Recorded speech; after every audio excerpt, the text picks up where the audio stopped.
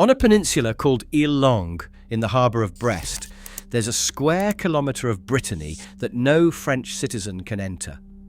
Behind the fence are 4 submarines, their nuclear missiles, and a base built to keep at least one of them hidden at sea, always. No visitor centre, no open day, no published map. Last December, drones crossed the line, and the Marines fired into the dark and hit nothing. This channel usually shows you ruins. These 10 are the opposite, sealed because they still work, and Ile Longue is the most sealed of all. Number 1. We'll end at Ile Longue. The list starts a long way from Brittany, in a quiet field in West Berkshire, behind a sign that says Works Unit Only. Number 10. RAF Welford, Berkshire. Drive west out of Newbury on the M4, and somewhere around junction 14, there's a slip road most people never notice, signed Only Works Unit Only. Follow it and you reach a mile of fence, a gate, and beyond that, downland you're not meant to look at too closely. Welford opened in 1943 as a wartime airfield, flying troop carriers and towing gliders in the run-up to D-Day. It closed in 1946. Then the Cold War brought it back. In 1955, the United States Air Force reopened it, not for aircraft, but for storage.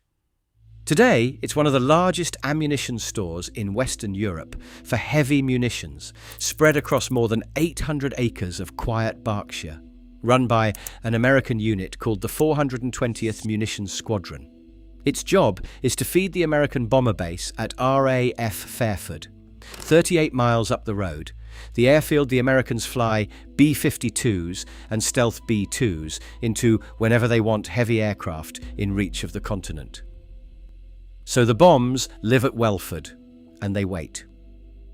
In 2008, a local member of Parliament stood up in the House of Commons because the armed guards at the base were being swapped for a smaller number of unarmed civilian ones, and he wanted to know why, given what was inside. What he told the House was that Welford stores large, air-delivered bombs, many of them extremely old. In May 2019, the Air Force moved 450,000 pounds of explosives in during a single operation, 200 tons of ordnance rolling up that quiet slip road. The sign at the turning still says Works Unit Only, and it tells you nothing. That's the point of it. Welford's bombs are the conventional sort. The next place holds the other sort, and for 50 years the Dutch government flatly refused to admit it was there. Number 9. Volkel, Netherlands. Out on the flat farmland of North Brabant sits a Dutch airbase that looks, from the road, like any other. Hardened shelters, a long runway, F-35s now, where the F-16s used to be. Volkel dates from 1940, laid out under German occupation, and it has been one of the Royal Netherlands Air Force's main operational bases ever since. It's also something the Dutch government spent 50 years refusing to talk about. Under NATO's nuclear sharing arrangement, American B-61 nuclear bombs are stored here for Dutch jets to carry in a war. For decades, the official line was neither confirm nor deny, and when reporters asked, a Royal Air Force spokesman told Dutch television these things are never spoken of. Then, in 2013, someone did speak of them. Ruud Lubbers, who was Prime Minister of the Netherlands from 1982 to 1994, went on a National Geographic program and simply confirmed it. 22 American bombs, he said, at Volkel. I would never have thought those silly things would still be there in 2013. He called them absolutely pointless. A second former Prime Minister, Dries van Agt, backed him up. The storage deal even had a code name that would embarrass a screenwriter. It was called Toy Chest. In June 2024, Volkel became the first airbase in Europe to fly the F-35 in the nuclear role. And on a November night in 2025, soldiers stood on that flat Dutch farmland and fired live rounds at drones they couldn't see and hit none of them. That was the Netherlands' worst-kept secret. The next place, is the one Britain won't quite explain at all. Number 8. RAF Croughton, Northamptonshire. In a corner of Northamptonshire, near Brackley, there's a base with a sign at the gate that reads RAF Croughton, and a scatter of antennas and domes behind the wire. The sign is the most British thing about it.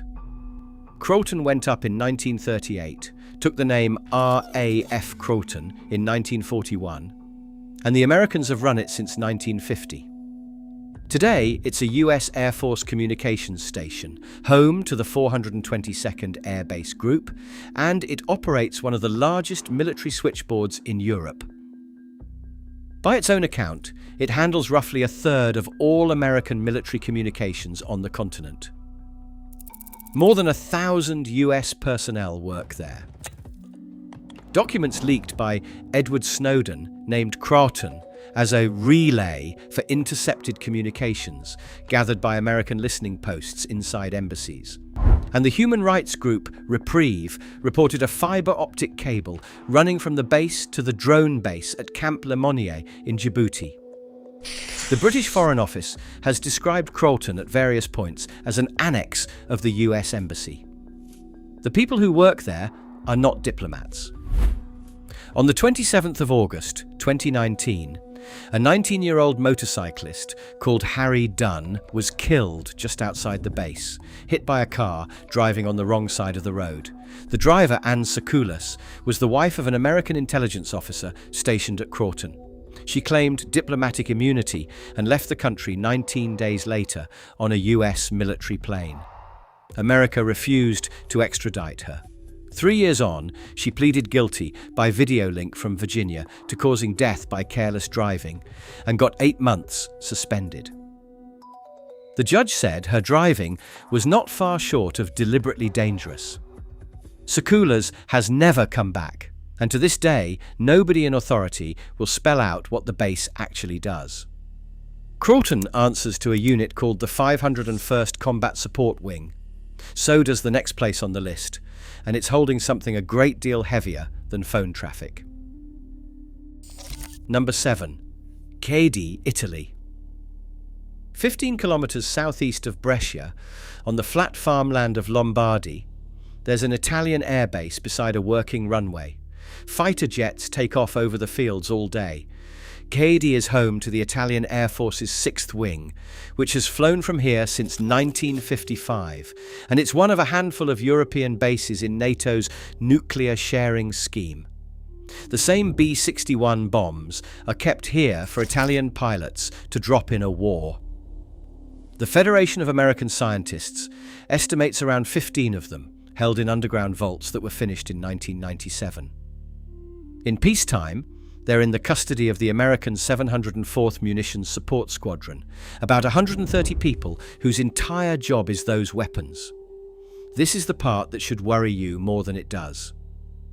In 2008, a United States Air Force review found that several of these European bases, Ghedi among them, fell short of America's own security standards for storing nuclear weapons.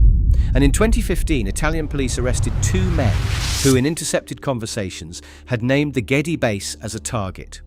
It all sits beside an ordinary provincial town, behind an ordinary perimeter fence. Inside 11 reinforced shelters, a short walk from a runway with fighter jets rolling down it, waits some of the most dangerous cargo on the continent. If you're finding these as unsettling as I am, subscribe, because there's a list like this waiting for every corner of Europe, and we're only halfway up this one. We're climbing toward the single place that even a serving French officer cannot simply walk into. But first, one that France quietly switched back on. Number 6. Taverny, France.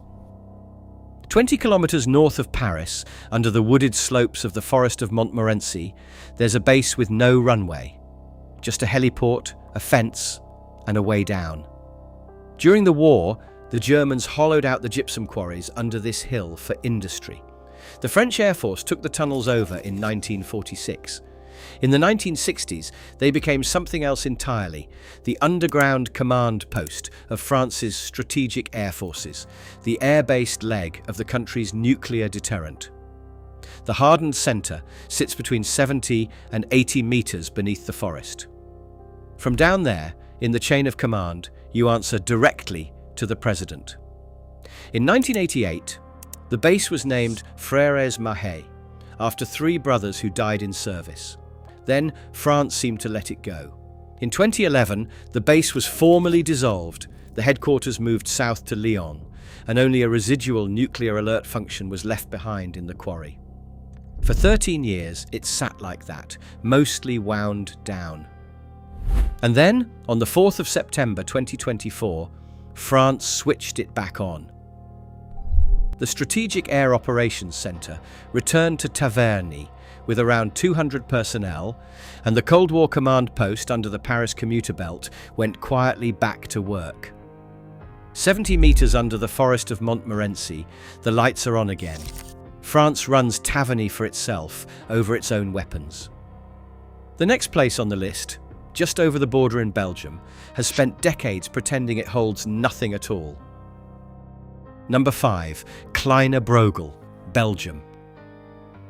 In rural Limburg, in the flat country between Antwerp and the German border, there's a Belgian airbase that has spent decades at the centre of a very Belgian sort of argument.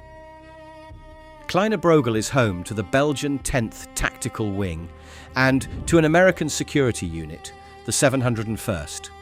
Under nuclear sharing, it holds American nuclear bombs for Belgian jets to carry. The Belgian government has never officially confirmed they're there. In 2019, a Green Member of Parliament named Samuel Cogolati called it an open secret and told Parliament that US forces held 10 to 20 warheads at the base. The American squadron itself once released a unit logo showing an eagle clutching what is unmistakably a nuclear bomb. Then, in June 2022, Belgian police raided Kleine Brogel and shut down an illegal drug lab on the grounds.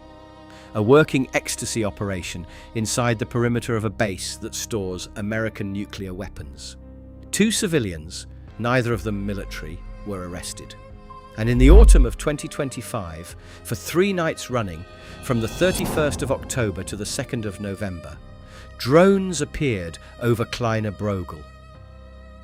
The Belgian Defence Minister, Theo Franken, called it a clear mission to spy on the base, and Belgium ordered its forces to shoot down any unidentified drone over a military site. German units were sent to help. The drones came back the next night, and the night after that. In Belgium, the bombs are at least a matter of public argument. Just across the border in Germany sits a base the government has quietly spent billions to keep in the nuclear business. Number 4. Büchel, Germany. In the wooded Eifel hills of western Germany, there's an airbase that carries a distinction no other German base does. Büchel is the only place in Germany still equipped to store American nuclear weapons. It has flown Tornado jets since 1985, and it hosts both a German wing and the American unit that mines the bombs, the 702nd. The Federation of American Scientists puts the number at around 20. Most of what we can say for certain about these German bombs we know because of an accident. In 2019, a draft report written for NATO's own parliamentary assembly by a Canadian senator named Joseph Day listed 6 bases across Europe that between them hold roughly 150 American nuclear weapons. Büchel was on it, alongside Kleine Brogel, Volkel, Ghedi, and 2 others. The passage was quietly deleted from the final version, and NATO said it wasn't an official document, but by then, a Belgian newspaper had already published it. Germany is now spending something like 10 billion euros to convert Büchel for the F-35, so the mission can carry on for another generation. And just outside the gate, there's a protest camp. It has been there since 1996, and more than 100 activists have been convicted for climbing the fence. Those are the weapons, scattered across 4 countries that would rather not discuss them. Number 3 is the place that decides where they go. Number 3. Shape, near Mons, Belgium.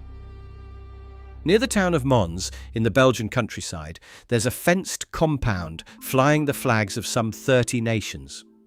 From the road, all low buildings and car parks, it has the look of a corporate campus.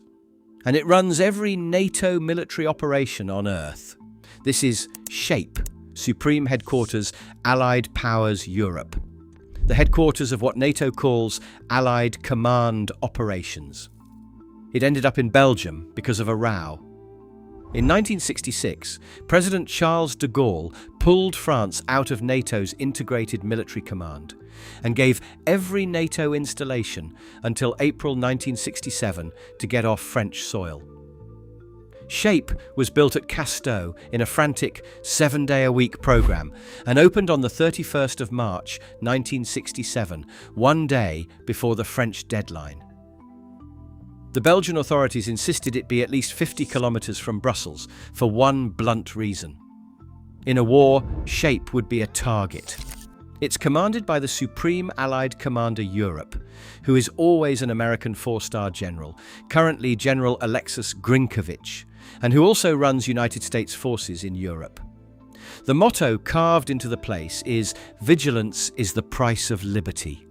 Everything on this list so far, the bombs, the bunkers, the orders, points at one part of the world and one chain of command. And an American general has quietly run Europe's wars from a field outside Mons for nearly 60 years. SHAPE plans the operations. But there's one decision no headquarters makes. In France, one man makes it from one room. Number 2, PC Jupiter, Paris. In the middle of Paris, under the east wing of the Élysée Palace, there's a room most French people will never see a photograph of. You reach it through a hidden door from the president's private apartments, then blast doors, then a staircase that drops 70 meters underground. This is PC Jupiter. It was dug in 1940, during the Phony War, as an air raid shelter for President Albert Lebrun.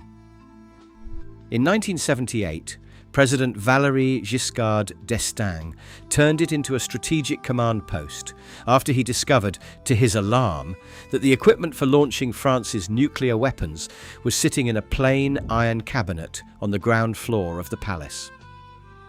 Today, it's a bunker of 280 square meters, 70 meters down, built to survive a nuclear strike. The main room measures 10 meters by 30.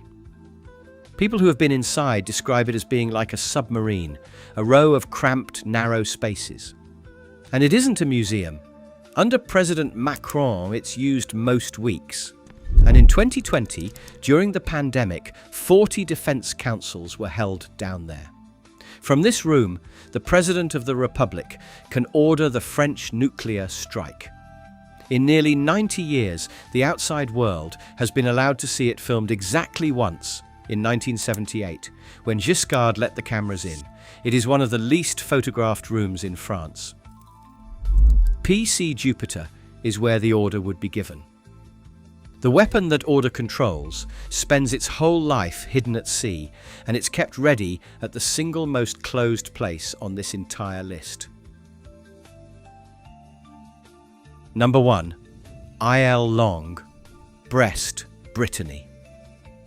Out in the great sheltered roadstead of Brest, on a peninsula joined to the mainland by a causeway, there's a stone plateau ringed by cliffs and fence. This is IL Longue, and it is the home of the Force Océanique Stratégique, the whole of France's sea-based nuclear deterrent. Charles de Gaulle chose this spot in 1965. Work began in 1967, took 5 years, and added 30 hectares of land to the peninsula. The base came fully to life in 1972, when the submarine Le Redoutable slipped out of Brest on France's first deterrent patrol. Behind that fence today are 4 Triomphant-class ballistic missile submarines, each of them carrying 16 missiles, and the assembly halls and dry docks that arm and service them. Around 2,400 people work here. And this is the thing that makes Ile Longue different from every ruin this channel has ever shown you. Since 1972, without a single break, at least one of those submarines has been hidden somewhere under the ocean, missiles ready, its position known to almost no one. That has been true every hour of every day for more than 50 years, and it is true as you watch this. There's no visitor centre, no open day, and no published plan of the base. A French citizen cannot cross the security cordon without clearance, and the whole peninsula is guarded by a Marine Rifle battalion. It's routinely called the most secret and most heavily defended place in France. Which brings us back to that December night.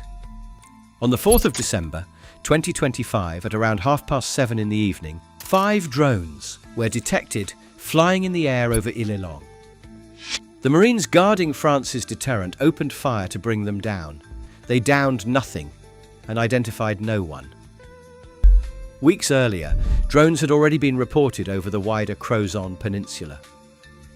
The most closed square kilometre in Western Europe, the place a French citizen needs clearance to enter, could not keep a handful of drones out of its own sky.